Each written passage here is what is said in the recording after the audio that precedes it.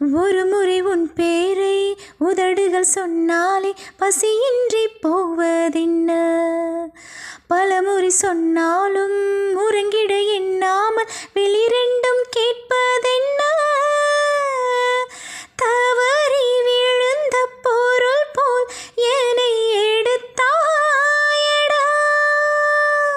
தவணை முறையில் உனை நான் சீரை பிடித்தேனடா.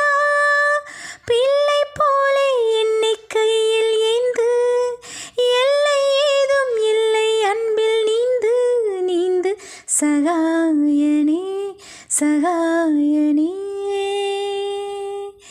கனவிலும் காணாத வகையினில் உன் தோற்றம் எனக்குள்ளே கூச்சல் போட, இதுவரை கேட்காத இசையென உன் பேச்சு அளவில்லா ஆட்டம் போட.